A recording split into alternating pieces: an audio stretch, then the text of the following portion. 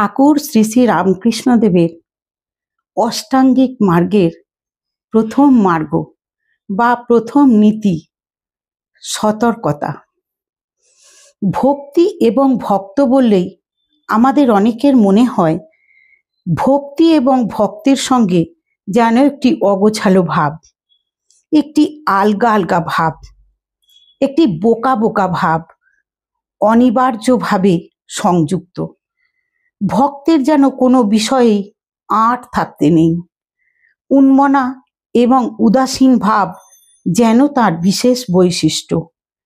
তিনি অতিমাত্রায় সরল হবেন এবং সেই সারল্যের রূপ এমনই যে সর্ববিষয়ে সকলের নিকট তিনি পদে পদে তাঁর লৌকিক নির্বুদ্ধিতাকে প্রকট করবেন। এই সাংসারিক নির্বুদ্ধিতা যেন ভক্তের ভক্তির মাপকাঠি। আধ্যাত্মিক বিষয়ে তিনি গভীর জ্ঞানের অধিকারী, কিন্তু সাধারণ জ্ঞান বা কাণ্ডজ্ঞানে তাঁর বড়ই অভাব, এবং এই অভাব যেন তাঁর গৌরব।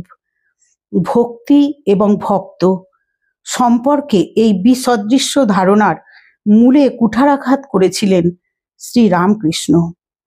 ক বলতে কৃষ্ণকে ভেবে যাঁরা বিগলিত, তাদের সেই ভাব যে অধিকাংশ ক্ষেত্রেই চূড়ান্ত ভাবালুতা এবং তার স্থায়িত্ব যে অতি সাময়িক ও সহজেই নিম্নমুখী, তা তিনি কঠোর ভাষায় বলতে কুণ্ঠিত হতেন না।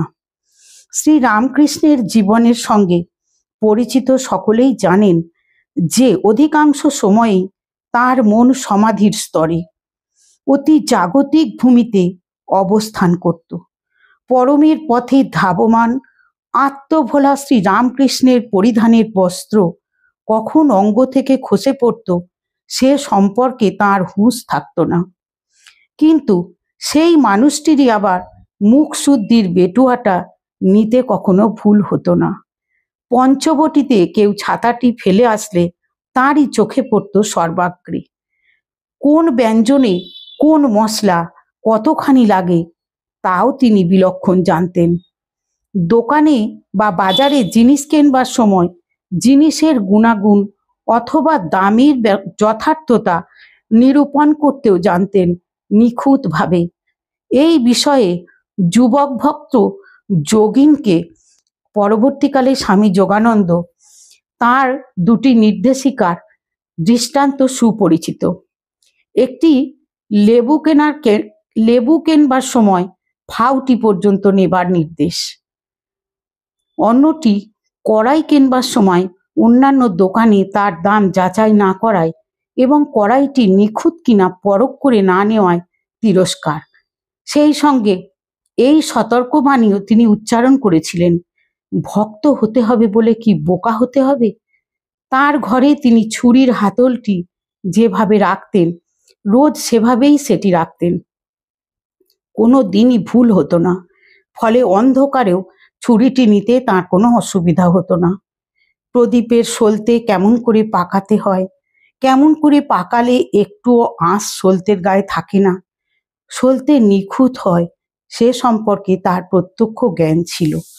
সমাধিতে মুহুর মুহুর লীন হলেও, মায়ের বা ভগবানের নামে কেঁদে বুক ভাসালেও তিনি অত্যন্ত প্রখরভাবে সাংসারিক বুদ্ধি বা বাস্তব বুদ্ধিরও অধিকারী ছিলেন। তাঁর কাণ্ডজ্ঞান ছিল অসাধারণ। লৌকিক এবং লোকোত্তর জীবনের মধ্যে এই সমন্বয় কৌশলটির নাম সতর্কতা। এই সতর্কতা না থাকলে ধর্মজীবন অথবা সংসার জীবন কোনোটি সুসামঞ্জস্য হতে পারে না। আজ এই পর্যন্তই। আবার পরের দিন ঠাকুরের এই সতর্কতা অষ্টাঙ্গিক মার্গের প্রথম নীতি আমি আবার পাঠ করে শোনাব। আজ এই পর্যন্তই থাক।